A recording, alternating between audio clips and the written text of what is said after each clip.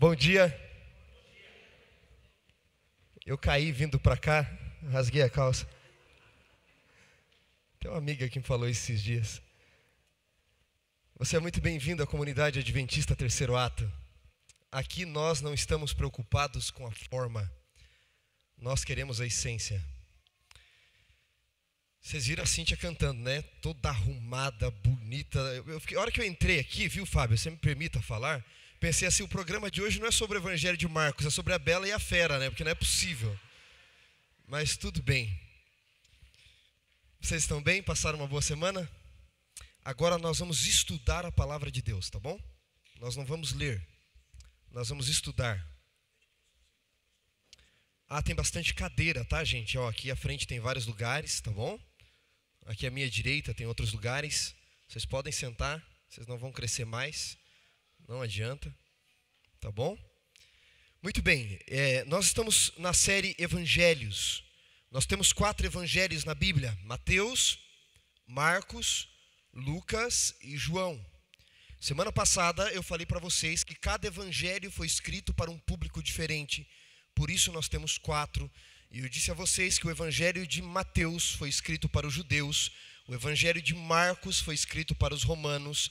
O evangelho de Lucas foi escrito para os gentios. E o evangelho de João para os cristãos. Tá? Então, para você nunca mais esquecer: Mateus para os judeus, Marcos para os romanos, Lucas para os gentios e João para os cristãos. Portanto, a gente diz assim: Mateus foi escrito para a raça eleita, Marcos foi escrito para a raça poderosa, Lucas foi escrito para a raça rejeitada e João foi escrito para a nova raça. Tranquilo? Hoje nós vamos estudar o primeiro evangelho que foi escrito. Qual foi? O evangelho de Marcos. Abra sua Bíblia, por favor. William, você consegue projetar aí para mim? Obrigado. Não tem o passador, né? Então, William, você é o meu passador, tá bom? Aqui é tecnologia total, a gente não precisa de um aparelho, a gente faz assim e passa, tá bom? Muito bem, pode colocar para mim ali, William, já a introdução. O evangelho de Marcos, ele foi o primeiro evangelho a ser escrito. Se você quiser ir anotando alguns detalhes, até no cantinho da sua Bíblia, vale a pena essas dicas, tá bom? O evangelho de Marcos, ele foi escrito por Marcos, mas ele foi ditado por Pedro. Vocês vão ver daqui a pouco aí, eu já vou adiantar para vocês, que este evangelho, em sua estrutura, ele é dividido em 2 partes. Entre o Jesus vencedor, pode passar para mim? Até aparecer isso. Entre o Jesus sofredor e o Jesus... eu errei na digitação. E o Jesus vencedor. Você tem uma introdução. Tá, obrigado. Você tem uma introdução. E não tem um laser, né? E você logo tem o Jesus vencedor e depois o Jesus sofredor. Só a minha digitação que saiu errada ali. A primeira é Jesus vencedor. Por que Marcos ele ignora o nascimento de Jesus? Dá um pulinho em Marcos 1 para você ver. Abriu aí sua Bíblia? Marcos capítulo 1. Marcos 1. Note que Marcos ele começa assim: princípio do evangelho de Jesus Cristo, Filho de Deus. E aí ele já diz no verso 2, conforme está escrito na profecia do profeta Isaías, voz do que clama no deserto, e ele introduz João Batista. E Jesus já é no verso 9 batizado. Ele não fala de Maria, ele não fala de genealogia, ele não fala de infância, ele não fala da perseguição de Jesus na infância, foi perseguido por Herodes, fugiu para o Egito. Marcos ignora tudo isso, ele já coloca Jesus sendo ungido, batizado, e Jesus sai da água para vencer no deserto, verso 12, e volta para Galileia para anunciar o evangelho. E Jesus já começa no verso 21 curar o endemoniado em Cafarnaum. Depois ele cura a sogra de Pedro. Agora dá uma olhada no verso 32, como esse Jesus é o Jesus vencedor. Ele diz assim no verso 32: à tarde, ao cair do sol, trouxeram a Jesus todos os enfermos e endemoniados.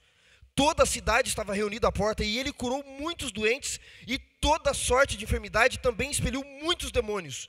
E não permitiam que eles falassem porque sabiam quem ele era. O Jesus de Marcos é tão poderoso que ele cura por atacado, trazem a cidade inteira e ele já cura a cidade inteira. Por que Marcos ignora um Jesus frágil e vai logo falar de um Jesus vencedor? Porque o público para o qual Marcos estava escrevendo era um público poderoso, dominava o mundo na época, os romanos. E para um público poderoso, ele apresenta um Jesus poderoso. Mas na segunda parte do evangelho, aqui não tem laser, né? Ou tem? Eu queria apontar ali, mas acho que não tem o laser. Ali, por favor, na segunda parte, que seria o Jesus sofredor. Isso mesmo, obrigado, William. Nessa segunda parte, a partir do capítulo 8, Marcos desconsidera o Jesus do poder e Jesus não faz mais milagre nenhum. Jesus faz milagres até o capítulo 8, e com a exceção da cura do cego em Jericó, Jesus, na segunda parte do evangelho, não faz mais milagres, é um evangelho silente de milagres. Então ele parte do Jesus vencedor para um Jesus sofredor. E nós vamos entender um pouquinho depois, mais adiante, por que Marcos escolhe escrever o seu evangelho nesta estrutura. É um evangelho tão escrito para os romanos, que ele tem termos latinos que ele não traduz. Abra sua Bíblia, por favor, em Marcos 12, 42. Dá um pulinho lá. Marcos 12, 42. Vamos entender o evangelho de Marcos. Marcos 12, 42. Ali, Marcos diz assim: vindo, porém, uma viúva pobre, depositou 2 pequenas moedas correspondentes a um quadrante. Quadrante era uma medida de moeda latina. E ele não explica o que é quadrante. Você lê e diz, tá, o que é quadrante? Marcos poderia abrir um parênteses e explicar o que era um quadrante, né? Ele não explica. Por que ele não explica? Porque o público dele entendia. Veja, se eu chego para vocês e falo assim, esse apresentador aqui vale 10 liras. Você fala, tá, quanto são 10 liras? Aí você vai lá para a moeda da Turquia, liras são moedas turcas, fazer a conversão para o real e tal. Agora, aí eu preciso explicar para vocês quanto vale, porque vocês não são turcos. Porém, se eu chegar para vocês e falar assim, vale 10 real. Você sabe quanto vale ou não vale? Eu não preciso falar 10 real. Fala assim, 10 pila. Quem que é? O que é 10 pila, gente? É 10 reais. Não é? Lógico, só os da minha idade entendem, né? Ou os mais novos entendem também que é 10 pila. Agora eu estou me sentindo velho. Por favor, me ajudem. Marcos não traduz a moeda porque quem lhe entendia. Por outro lado, ele explica termos judaicos. Dá um pulinho em Marcos 7, por favor. Marcos capítulo 7. Olha só que interessante, nos versos 3 em diante. Pois os fariseus e todos os judeus, observando a tradição dos anciãos, não comem sem lavar cuidadosamente as mãos. Quando voltam da praça, não comem sem aspergirem, e há muitas outras coisas que recebem para observar, como a lavagem de corpos, jarros, etc. Verso 11. Dá um salto aí. Vós, porém, dizeis, se um homem disser a seu pai e a sua mãe, aquilo que poderias aproveitar de mim é corbã, isto é, oferta ao Senhor. Marcos explica o que é um corbã. Por que ele tem que explicar o que é um corbã? Porque corbã é um termo judaico, e seus leitores são latinos, eles não sabem. Ele diz, corbã é uma oferta ao Senhor. Tudo isso prova que o público de Marcos era latino, romano. Tá bom? Este é o evangelho, o grande evangelho de Marcos. O evangelho foi escrito em uma circunstância de perseguição, tá? Provavelmente ali por volta do ano 64 a 68. E aqui que é interessante, porque de acordo com Eusébio, citando Clemente de Alexandria, Eusébio diz que o evangelho foi escrito por Marcos, mas deveria se chamar evangelho de Pedro. Quando Pedro estava preso em Roma, Marcos foi ser o ajudante de Pedro. E Pedro ficou preso um bom tempo, aguardando o julgamento, depois a sentença. E Pedro ficou preso numa casa, e Pedro começou a pregar para os irmãos. O que Pedro pregava? A Bíblia. Mas a Bíblia do Novo Testamento tinha sido escrita? Não. Porque o Novo Testamento é a história de Jesus com os discípulos, certo? Não tinha, o evangelho de Marcos foi o primeiro. Então Pedro pregava a respeito de suas experiências, de suas memórias com Jesus. E então Eusébio diz que enquanto Pedro estava pregando, dá um trava-língua, né? Pedro pregando, preso. Os irmãos disseram a Marcos: Marcos, você que acompanha Pedro há tanto tempo, por que você não começa a anotar os sermões de Pedro? As memórias de Pedro com Jesus? E Marcos começou a anotar os sermões. E dessas anotações dos sermões de Pedro, surgiu o que nós conhecemos como Evangelho de Marcos. Foi escrito por Marcos, mas foi ditado por Pedro. O Evangelho de Marcos são as memórias de Pedro a respeito de Jesus, do Evangelho. É por isso, senhores, que neste Evangelho, os discípulos, eu vou voltar aqui, os discípulos, eles são vistos de maneira negativa, muito negativa, tá? Deixa eu passar para vocês verem. Os discípulos são vistos de maneira negativa neste Evangelho. Por exemplo, os discípulos, eles fracassam e não entendem as parábolas. Vamos dar uma lida, Marcos capítulo 4, dá um pulinho lá. Marcos 4, vamos passando. Eu disse que hoje nós iríamos estudar, não apenas ler, né? Marcos capítulo 4. Vamos ler a partir do versículo 11 a 13. Marcos 4, 11 a 13. A vós outros é dado conhecer o mistério do reino de Deus, mas aos de fora tudo se ensina por meio de parábolas, para que vendo, vejam e não percebam, ouvindo, ouçam e não entendam, e não venham se converter e haja perdão para eles.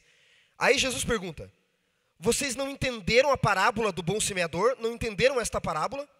Como vocês vão compreender as outras?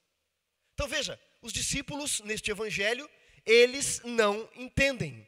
Os discípulos no capítulo 4, verso 40, dá uma lida lá comigo, 4, verso 40, eles são duros de coração, não só não entendem as parábolas, como são duros de coração. Diz o verso 40, Jesus lhes falou: porque sois assim tímidos, porque vocês não têm fé. Os discípulos são repreendidos por Jesus. Os discípulos não conseguem cumprir a missão. Dá um pulinho no capítulo 9, verso 14. Capítulo 9, verso 14. Eu não vou poder ler todo, é um pouco longo, mas algumas partes. No capítulo 9, verso 14, trazem um jovem possesso para Jesus, para os discípulos. E eles não conseguem curar. Diz o verso 18. E este, o demônio, onde quer que o apanha, lança-o por terra, e ele espuma, ri-lhe os dentes, vai definhando. Roguei aos teus discípulos que expelissem o demônio, mas eles não puderam. Os discípulos não entendem parábolas, não têm fé, não conseguem expelir demônios. Senhores, você já viu alguém endemoniado? Não queira ver. Não queira ver. Tá? Eu estava em Londres acompanhando um grupo de alunos. Estava no Stanborough School, num colégio que nós temos lá. No fundo dele tem uma floresta. Dessas de filmes europeus, assim, assustadoras, sabe? De filmes de terror. Estou passando a noite, apagando a luz. Eram umas 10, quase 11 da noite. Apagando as luzes. De repente alguém me gruda pelo colarinho no escuro, assim. Entra aqui, pastor! Me jogaram no quarto, trancaram a porta. Luz apagada. Eu falei: gente, abre. O que está acontecendo? Tem uma menina possessa aí, está subindo na parede. Escuro. Aí eu pensei: acendo a luz. Sabe aquele filme que você acende e o bicho aparece aqui do teu lado?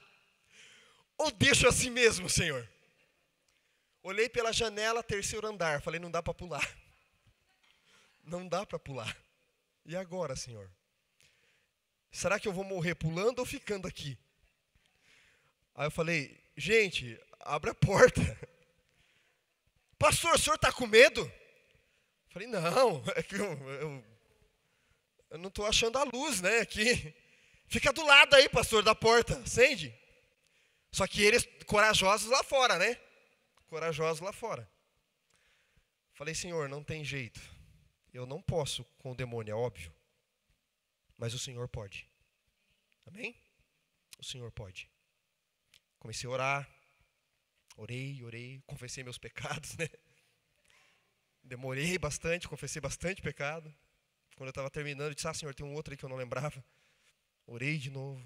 Senhor, liberta essa menina. Eu não tenho poder para isso, o Senhor tem poder. E chamando a menina pelo nome. E ela, uivando lá, rangendo os dentes e orando. orando. Daqui a pouco ela dá um espírito assim, cai na cama. Aí eu fui, aí toquei nela, chamei ela pelo nome.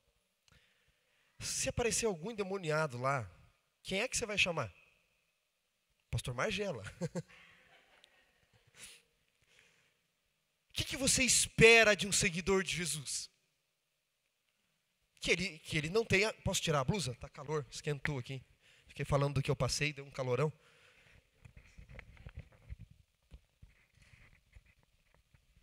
Os discípulos, eles fogem do endemoniado de Gadara. Quando o demônio vem, eles correm para o barco, pernas para quem te quero.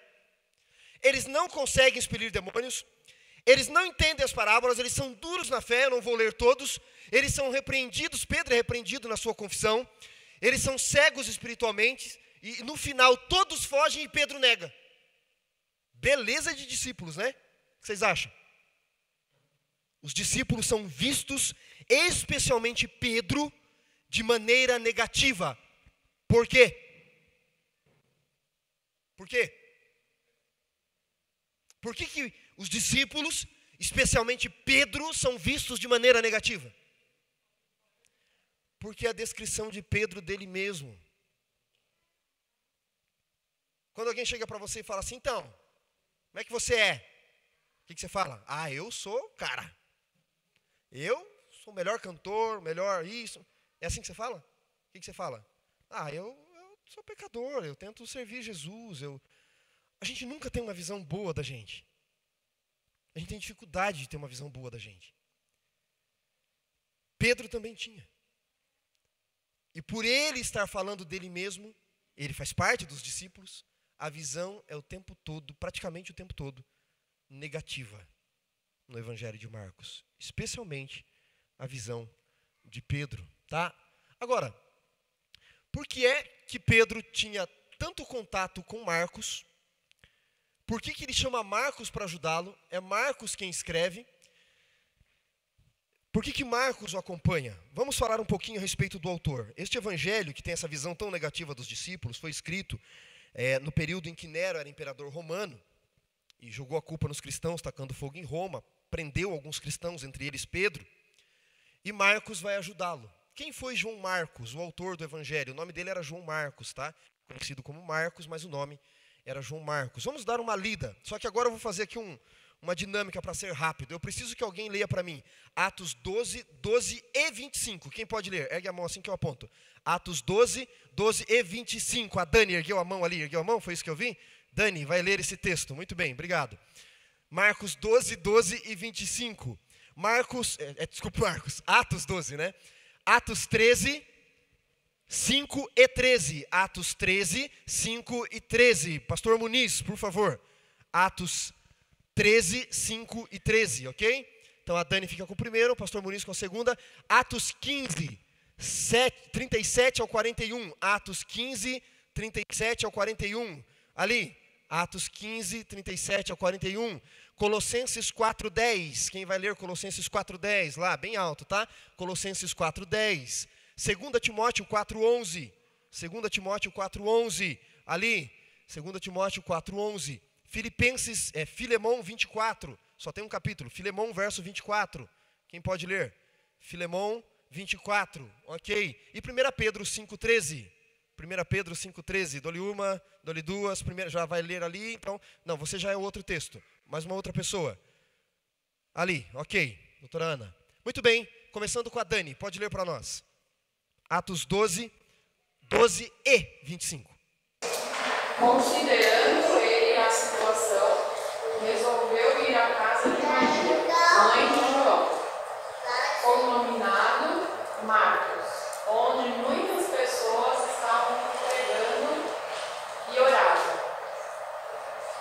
Barnabé e Saulo, cumprida a sua missão, voltaram de Jerusalém, levando também consigo a João, apelidado Marcos. No primeiro texto que a Dani leu, Pedro estava preso.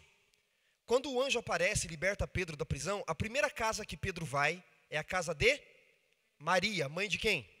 João, cognominado Marcos. Quando você está em apuros, situação difícil, morreu alguém, você precisa de dinheiro emprestado, na casa de quem você vai? na casa de alguém que você confia. Pode ser pai, mãe, irmão. Pedro saiu da prisão e foi direto para a casa da mãe de Marcos. Por quê? Eles eram muito amigos. Ela era uma líder da igreja, a igreja se reunia na sua casa. Então Marcos cresceu sob a influência de uma grande mulher, Maria, uma líder da igreja. Tá? Nenhum homem é um grande homem se não houver uma mulher ao lado dele, à frente dele muitas vezes, né? Tá? Então Pedro era amigo da família, por isso que Pedro chama Marcos. O outro texto que a Dani leu diz que Paulo e Barnabé foram a Jerusalém e eles iam para a primeira viagem missionária e eles queriam levar um ajudante para rodar o mundo pregando o evangelho e eles levaram um jovem promissor chamado Marcos. Tá? Marcos acompanhou Paulo e Barnabé na primeira viagem missionária. Capítulo 13, versos 15, 5 e 13. Pastor Muniz, né? Chegados a Sulamina, anunciaram a palavra de Deus nas sinagogas judaicas. Tinham também João como auxiliar. E navegando de Pafos, Paulo e seus companheiros dirigiram-se a Perge da Panfilha.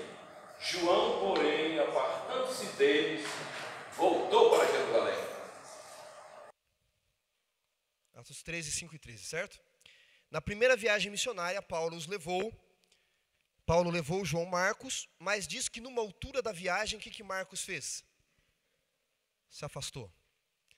Vendo os perigos da viagem, os perigos da missão, Marcos se acovardou, desistiu, ficou com medo. Um jovenzinho, ele ficou com medo. Vamos voltar, próximo texto, Atos 15, 37 ao 41. Quem ficou?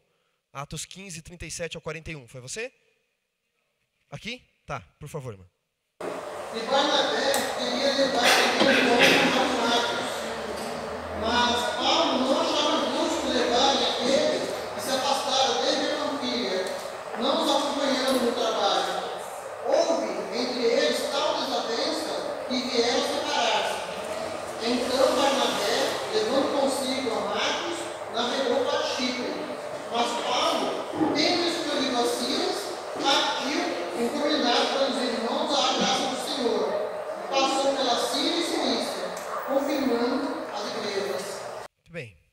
Como Marcos se acovardou na primeira viagem, em Atos 15, na segunda viagem missionária, Paulo fez 3, Barnabé disse: Paulo, vamos levar João Marcos? Paulo disse assim: covarde, comigo não vai. Paulo era terrível. Paulo era chato. Vocês conhecem alguém chato? Não apontem para mim. Fora eu. Paulo era um chato. Paulo, que tivera a segunda chance, não queria dar a segunda chance. Paulo disse: covarde, comigo não vai. Barnabé falou: Paulo, a gente tem que dar uma segunda chance para o menino. Ele é novo. Deus é o Deus da segunda chance. Paulo deve ter dito: Deus sim, eu não. Deus perdoa, Paulo não. Não quer esse covarde comigo, medroso. E a Bíblia diz que houve tal dissensão que a primeira dupla missionária da igreja se afastou. Paulo levou Silas e Barnabé foi para outro canto levando João Marcos. E foi uma bênção. Eles dividiram para multiplicar. Foi uma bênção para a igreja. Tá? Barnabé sabia dar uma segunda chance a Marcos. Se dependesse de Paulo, Marcos não seria Marcos. Tá? Ele teria se perdido na história. Vamos avançar. Colossenses 4:10. Quem ficou com Colossenses 4:10? Ali, por favor, irmão. Saúda-vos Aristarco, prisioneiro comigo, e Marcos, primo de Barnabé, sobre quem recebeste instruções. Se ele for ter convosco, acolhei-o. Então veja, saúda-vos Aristarco, prisioneiro comigo, e Marcos. Agora você entendeu porque Barnabé também defendeu Marcos. Tinha sangue envolvido. Era da mesma família. Eram primos. Por isso que ele diz: não, Paulo, vamos dar uma segunda chance para o menino. Não vou, não vou. É meu primo, Paulo. Eles eram primos, tá bom? Mas dá uma olhadinha agora em 2 Timóteo 4,11. Aquele João Marcos, covarde, menino, aquele medroso, que Barnabé resolveu dar uma segunda chance, que Paulo disse que ele não era útil, que ele era imprestável. Dá uma olhada o que Paulo fala agora em 2 Timóteo 4,11. Quem ficou? 2 Timóteo 4,11. Por favor, Luiz. Só Lucas está comigo e traga Marcos com você, porque ele me é útil para o ministério. Olha que interessante. No final da vida, 30 anos depois, preso em Roma, Paulo escrevendo a Timóteo diz, só Lucas está comigo. Quando você vier, Timóteo, traga a minha capa que está em Troade, os pergaminhos que deixei na casa de Carpo, e me traga também João Marcos. Por quê? Porque ele é útil, ele não é imprestável. Ele me é útil para o ministério. Tá? E por último, Filemão 24. Filemão 24, né? Penúltimo, aliás. Filemão 24. Quem ficou?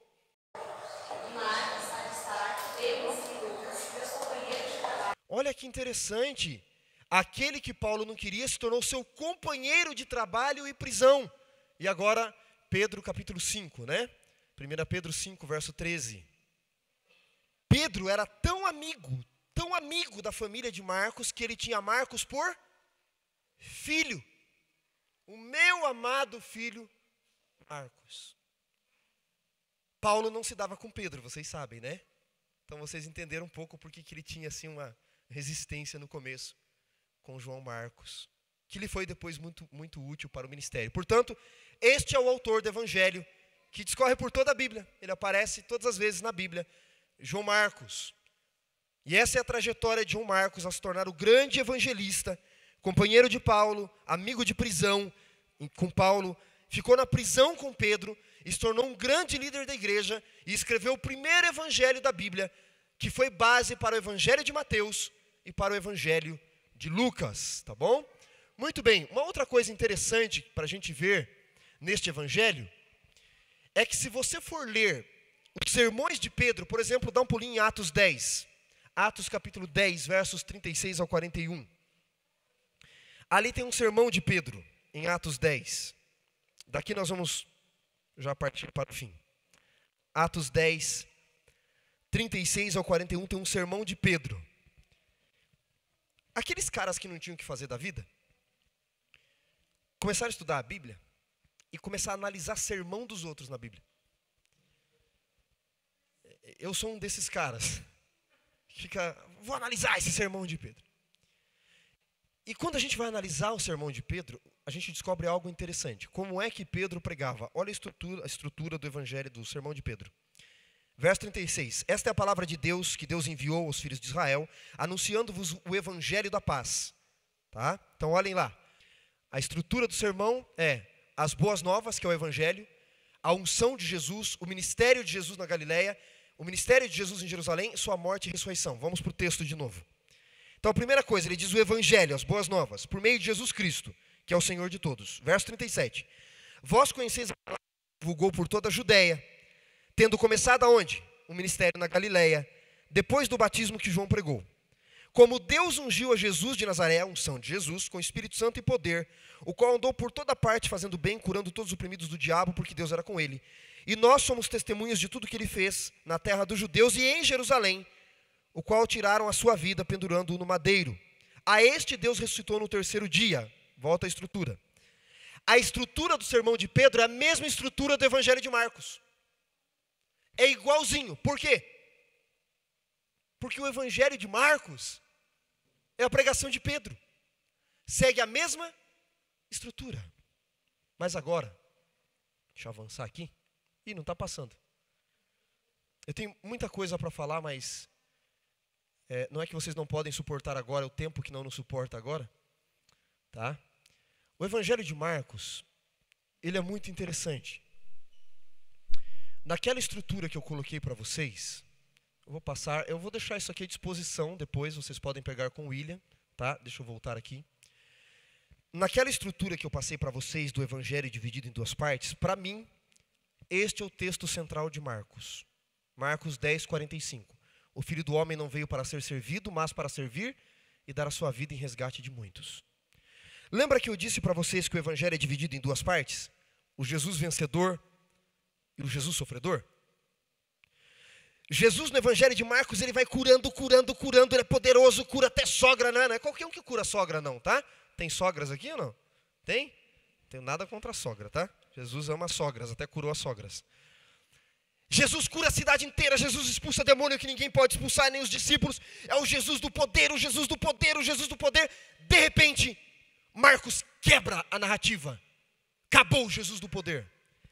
Esta transição do Jesus do poder para o Jesus do sofrer, do Jesus poderoso para o Jesus sofredor, começa exatamente no capítulo 8, quando ele termina, volte lá, Marcos 8, por favor.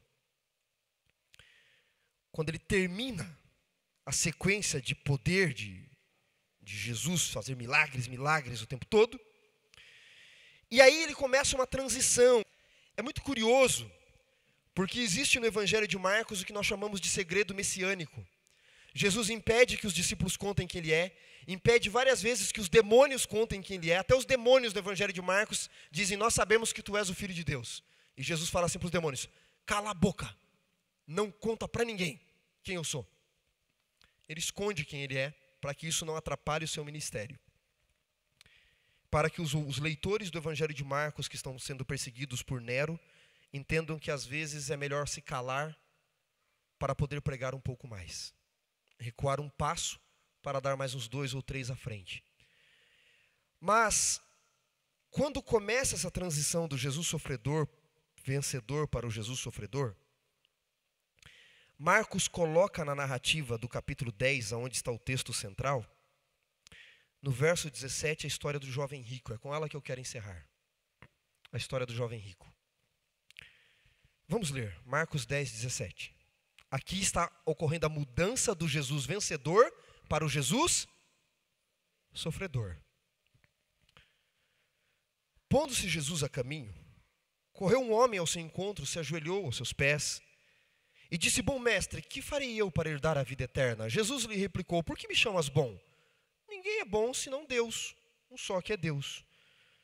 Aí Jesus diz: você sabe os mandamentos? Não matarás, não adulterarás, não furtarás, não dizer falso testemunho, não defraudar ninguém, honrar teu pai e tua mãe. E ele diz: mestre, tudo isso eu tenho observado desde que eu era novinho, desde a minha juventude. Jesus, diz o verso 21, amando-o, Jesus olhou para ele e o amou. Olhou com amor e disse: só falta uma coisa para você. Vai, vende tudo o que você tem, dá aos pobres, então volta e segue-me. E o que diz o texto? Ele, contrariado com esta palavra, se retirou muito triste, porque ele era dono de muitas propriedades. Então Jesus, olhando ao redor, disse aos discípulos: quão dificilmente entrarão no reino de Deus os que têm riquezas. Os discípulos acharam estranhas essas palavras e Jesus insistiu: filhos, quão difícil é para os que confiam na riqueza entrar no reino de Deus. É mais fácil passar o camelo pelo fundo de uma agulha do que um rico entrar no reino de Deus. Jesus tem problema com gente rica? Tem gente que usa esse texto para tirar dinheiro dos outros. É sério. Tem muito religioso fazendo isso por aí. O rico não vai entrar no reino de Deus, dá tudo que você tem para a igreja. Não é assim. A tradução do texto original e o verso seguinte que nós lemos completa, Jesus não diz que quem é rico não vai entrar no reino de Deus. É aqueles que têm a riqueza para si. Não há problema você ter dinheiro. Seria bom se você tivesse nesse mundo. O problema é quando o dinheiro tem você. Vou repetir. O ruim não é quando você tem dinheiro. O problema é quando o dinheiro tem você. O ruim não é quando você possui dinheiro. O ruim é quando o dinheiro possui você. Tá? Não é ruim quando você toma conta de muitas coisas, de muitas riquezas. O ruim é quando muitas riquezas tomam conta de você. Por isso o texto seguinte, e a tradução original é essa: dificilmente entrarão no reino de Deus que tem riqueza para si. Os que se tornam servos do dinheiro e não senhores dele. Então Jesus não tem problema com gente rica, Jesus não tem problema com dinheiro. Jesus tem problema com quem tem problema com dinheiro, com quem deixa o dinheiro lhe dominar.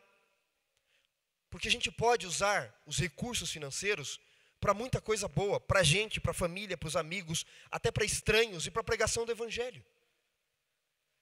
Nicodemos e José de Arimateia, Nicodemos é aquele do capítulo 3 de João, José de Arimateia é aquele que dá o túmulo para Jesus ser sepultado. Eles eram os homens mais ricos de Israel. Alguns eruditos dizem que se José de Arimateia vendesse toda a riqueza que ele possuía, ele conseguiria sustentar a nação inteira de Israel por 20 anos sem ninguém precisar trabalhar. Ele era rico ou não era? Jesus pediu para ele vender alguma coisa? Não. Nicodemos era príncipe em Israel. Jesus falou, dá-me o teu dinheiro. O que Jesus pediu? Eu quero o teu coração. Eu quero o teu coração. Mas este jovem rico, as posses o dominavam. Ele era possuído pelas posses. E aí Jesus diz, aqueles que têm dinheiro para si, aqueles que se tornam escravos do dinheiro. É mais fácil um camelo passar pelo fundo de uma agulha. Quando você for para Israel, em janeiro, tá? Estou indo para lá, e vai todo mundo aqui comigo, amém? Homens de pouca fé. Vamos ver um amém assim. Você vai visitar a Palestina, Belém. Para você entrar na igreja da natalidade, onde Jesus nasceu, o local que Jesus nasceu, tem uma porta desta altura e desta largura. Se a gente tiver um pouquinho acima do peso, tem que passar de lado. Se chama porta da humildade. Você tem que se abaixar. O nome daquela porta, comumente é chamado de porta da agulha. Se a gente tem dificuldade de passar por ela, imagina um camelo. Jesus disse, é mais fácil um camelo passar por ali, do que aqueles que são dominados pela riqueza entrarem no reino de Deus. Não é errado você ter sonhos, projetos e bens, está tudo certo. Errado é quando isso toma conta da tua vida. Jesus disse, busque em primeiro lugar o reino de Deus e a sua justiça, e as outras coisas vos serão acrescentadas. C.S. Lewis traduziu isso da seguinte forma: eu descobri por mim mesmo que quando eu coloco as primeiras coisas em segundo lugar e as segundas coisas em primeiro lugar, eu perderei todas. Mas se eu colocar as primeiras coisas em primeiro lugar, eu terei as segundas, as terceiras, as quartas. Porque tudo aquilo que não é eterno é eternamente inútil. Eu aprendi, disse ele, com Jesus, que eu tenho que trabalhar acima de tudo por aquilo que vai durar para sempre. Jesus, o pão da vida. Tudo aquilo que não é eterno é eternamente inútil. E às vezes a gente só luta por aquilo que é efêmero, não por aquilo que é eterno. Mas o legal da descrição, da transição desse texto para o Jesus sofredor não é isso. O jovem já foi embora. Aí Pedro, e por isso que esse texto está aqui desta forma, tinha que ser Pedro. Pedro tinha a língua maior que a boca. Falava sem pensar. Pedro toma a palavra quando Jesus está falando das riquezas, verso 28. E olha o que ele diz. Senhor, e nós? Esse cara foi embora. E nós que tudo deixamos para te seguir? Toda vez que Pedro falava besteira, Jesus dava uma cacetada. Quando você lê isso, você já espera, né? Se eu sou discípulo, eu já faço assim. Pedro, você vai tomar pancada. Falou a hora que não devia. Até Deus mandou Pedro calar a boca no Monte da Transfiguração. Jesus estava lá conversando com Moisés e Elias sobre a sua partida, o seu êxodo, diz o texto grego, a sua partida. Uma voz do céu diz que Jesus é o filho amado. E está lá uma voz, aliás, Moisés e Elias conversando, e Pedro diz assim, Senhor, vamos fazer 3 tendas aqui? Pedro não sabe o que falar. Não tem nada que ver fazer tenda com aquele momento. Aí uma voz diz assim, este é o meu filho amado, Pedro. Não compare a Moisés e Elias. Deus está dizendo, cala a boca, Pedro. Não tinha aquele programa Cala a Boca, Magda? A gente podia fazer na Bíblia o cala a boca, Pedro. Porque toda hora Jesus dá um cala a boca, Pedro. Cala a boca. Falou demais. Falou demais. Como diz o técnico da seleção, né? Pedro, você fala muito. Aí Pedro diz, Senhor, e nós que tudo deixamos para te seguir? Eles deixaram tudo para seguir Jesus? Eles deixaram casa? Não. Deixaram mulher? Não. Paulo diz que Pedro levava a esposa na viagem missionária. Paulo fala disso. Deixaram filhos? Não deixaram nada. E o pouquinho que eles deixaram para seguir que tipo de Jesus até aqui? Qual é o Jesus de Marcos até aqui?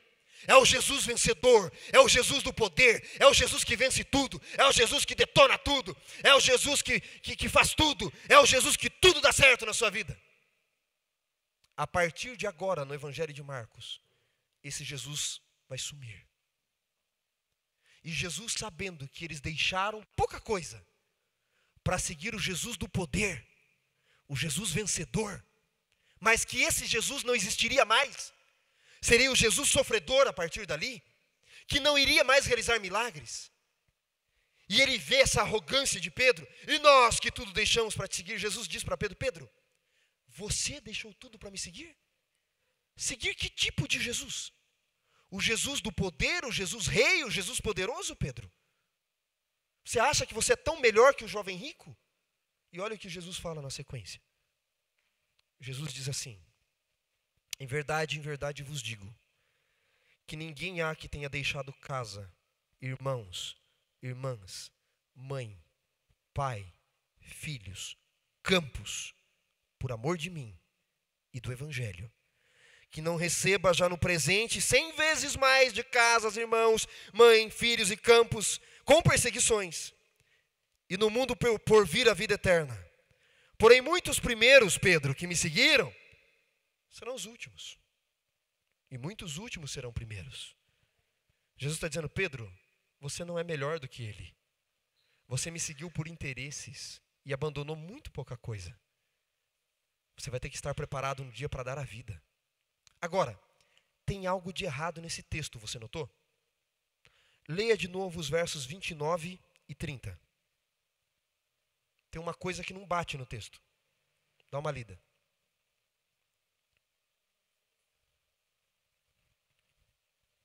O que tem de errado? Perseguição. Não, nós seremos perseguidos. Jesus já falou que a gente seria perseguido. Se fizeram isso com o mestre, imagina com os discípulos, disse ele. O que tem de errado no texto que não bate? A conta não bate. Senhores, o que tem de errado é o seguinte, ó. Aquele que deixou, diz o verso 29, casa, irmãos e irmãs, casa é a primeira categoria, né, moradia. Irmãos e irmãs, segunda categoria, mãe. Quarta categoria, pai, filhos, campos, por amor de mim e do Evangelho, que não receba. Agora, deixamos 6 coisas.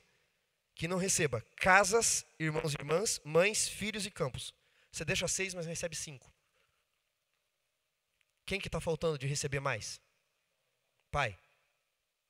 Por que você deixa tudo, recebe quase tudo de volta, menos o pai? Aproveitando que amanhã é dia das mães. Por que não recebe pai 100 vezes mais? Pai é único, mas mãe também não é? Eu acho que mãe é mais única do que pai, viu? Eu vou te falar, a ligação com a mãe é mais forte. Por que você recebe mãe de volta, irmãos de volta, casa de volta, campos de volta e não recebe pai? Tá no texto ou não tá? Tá ou não tá? Por que pai você não recebe? O que Jesus tem contra os pais? Cadê os pais aqui? Papais, Jesus não gosta de vocês. Por quê?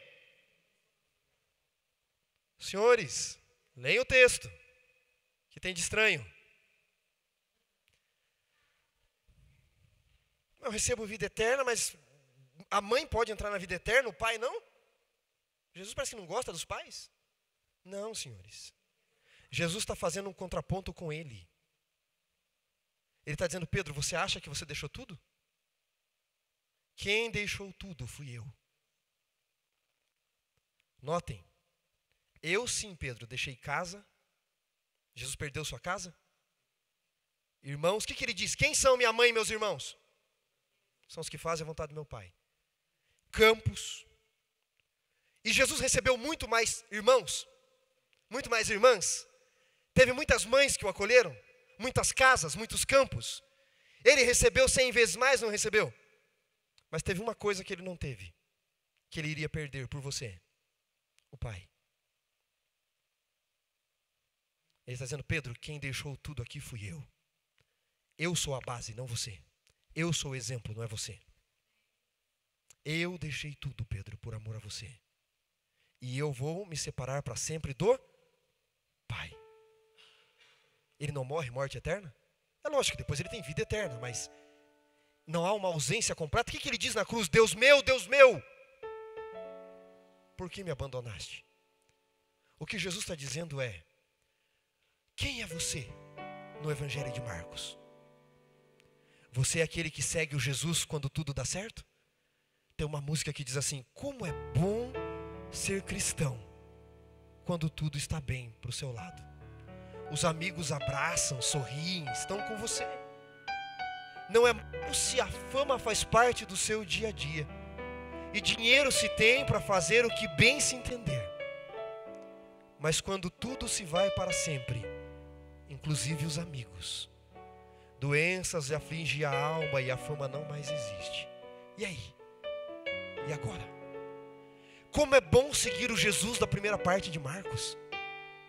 Até Pedro seguiu. Mas o Jesus da segunda parte de Marcos, quando tudo dá errado, quando a cura não chega, e a gente ora pela cura. Você já orou pela cura de alguém? E a cura não chegou? Quando a morte se faz presente, quando os sonhos se vão. Eu sei o que é quando os sonhos se vão. Quando a maior parte das pessoas viram as costas, pisam em você. Mas os bons amigos estão ali. Você segue que tipo de Jesus? Só quando os milagres acontecem e tudo dá certo? E Jesus está dizendo: eu deixei tudo por você e me afastei do Pai. Eu morri morte eterna para você ter vida eterna. Eu tive que ser pecador no seu lugar. O Pai teve que deixar de ser meu Pai para me tratar como pecador, para te tratar como filho. Ele está dizendo: Pedro, você acha que você deixou tudo? Eu deixei o céu por você. Quem deu mais? Que tipo de Jesus você segue? E se as coisas não derem certo, você vai segui-lo? Ou vai simplesmente virar as costas e ir embora? A partir deste momento no Evangelho de Marcos, Pedro teria de entender que tipo de Jesus ele deveria seguir. É fácil seguir o Jesus da prosperidade. Difícil é estar ao lado de Deus quando tudo parece dar errado na nossa vida. E a minha pergunta para você é: quem é você no Evangelho de Marcos? A grande notícia é que o Filho do Homem não veio para ser servido, mas para servir e dar a sua vida pelo jovem rico, por Pedro. E a partir deste momento no Evangelho de Marcos, na narrativa marcana, a gente começa a marcar passos de Pedro, atos de Pedro na peça. A partir dali, Pedro vai ficar cada vez mais longe de Jesus. Cada vez mais longe. Quanto mais Jesus sofrer, mais Pedro vai fugir, a ponto de traí-lo no final. E o Evangelho de Marcos é o único evangelho que diz que Pedro não traiu Jesus. No Evangelho de Marcos, Pedro não trai somente. No Evangelho de Marcos, o texto grego diz que Pedro, ele amaldiçoou e xingou Jesus. Pedro não disse assim no Evangelho: Jesus, não sei quem é. Não, Pedro xingou Jesus de todos os palavrões, amaldiçoou Jesus. Esse é o Pedro que disse: deixei tudo para te seguir. Mas sabe qual é a boa notícia do Evangelho de Marcos? Jesus morreu por Pedro. E no capítulo 16, no verso 7, quando Maria vai ao túmulo, o anjo diz: Maria, ele não está aqui, vá, diga aos discípulos e a Pedro que ele ressuscitou e espera por eles na Galileia. Só para que, se Maria chegasse com a notícia, ele espera os discípulos dele, Pedro diria: eu não sou mais seu discípulo. Então, quando Maria chega com a notícia, ele espera os discípulos e Pedro. Jesus está dizendo: Pedro, você pode achar que não é meu discípulo, mas eu sempre serei teu mestre. A partir de agora nós vamos recomeçar, Pedro, porque o meu amor é maior que seus erros. Este é o Evangelho de Marcos, de um Jesus que deixou tudo, e que mesmo o Jesus sofredor consegue vencer em meio às fraquezas da vida. nunca mais leia o Evangelho de Marcos da mesma forma. E que o Jesus de Marcos nos ensine que seja quando tudo está dando certo, seja quando tudo está dando errado, ainda assim devemos segui-lo, porque é o melhor estar ao lado daquele que deu a vida por nós. A Cíntia vai cantar para nós agora. Enquanto a Cíntia canta, eu quero fazer um apelo para você. Você estaria disposto a seguir o Jesus tanto vencedor quanto o sofredor? Estaria disposto? Mesmo que tudo dê errado? Mesmo que a prosperidade, como a gente imagina, não chegue? Então, enquanto ela canta, fecha os olhos, entrega o seu coração ao Jesus vencedor, mas também àquele que sofreu por você.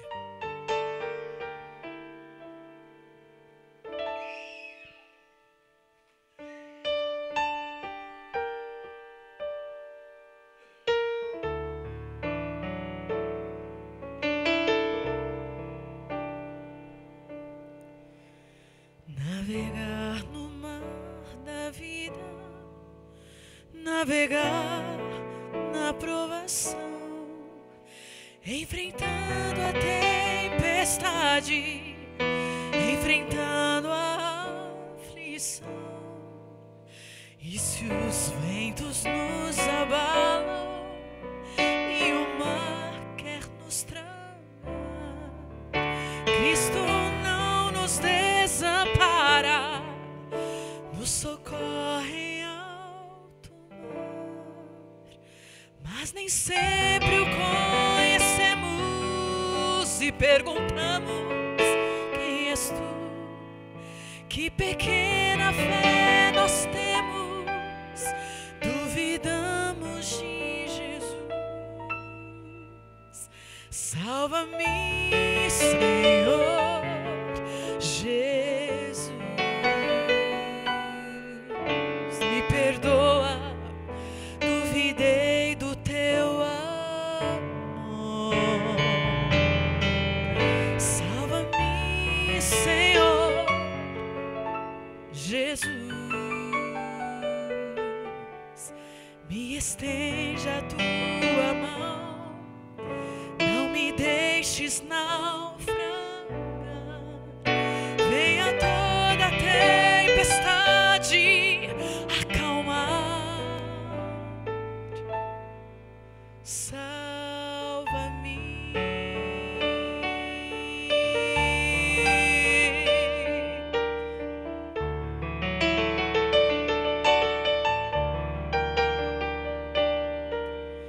Pra ficar no mar da vida, navegar com direção e remando, conduzindo a pequena embarcação, é preciso ter um rumo bem seguro a seguir, confiando no meu Cristo.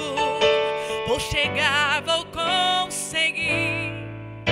E se por um instante eu temo afundar, eu não vou abandonar o barco, eu vou clamar. Salva-me, Senhor Jesus, me perdoa, duvidei do teu amor. Salva-me, Senhor Jesus, me estende a tua mão, não me deixes naufragar. Venha toda a tempestade acalmar. Salva-me.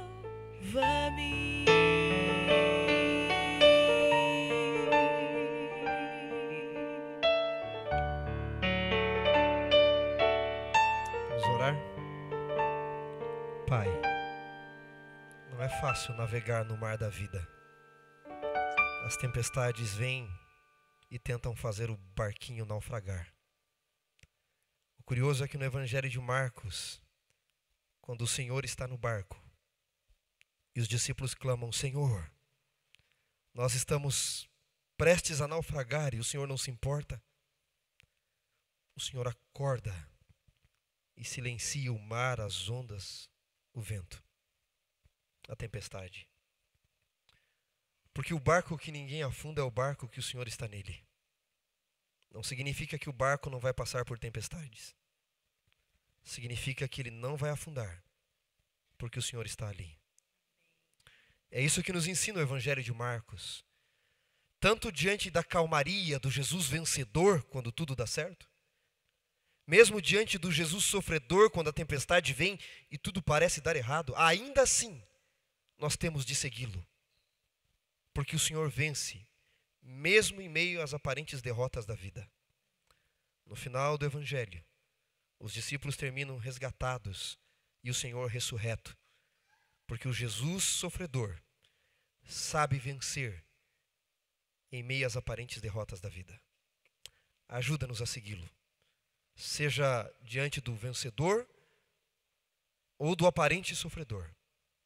Que o Senhor vença através de nós. Vença através da nossa persistência em perseverarmos até o fim. Porque quem perseverar até o fim será salvo. Que a tua graça esteja conosco, que o Senhor nos leve para casa em proteção e na certeza de que este Jesus de Marcos, que resgatou Pedro, também pode nos salvar. Oramos em nome de Cristo. Amém.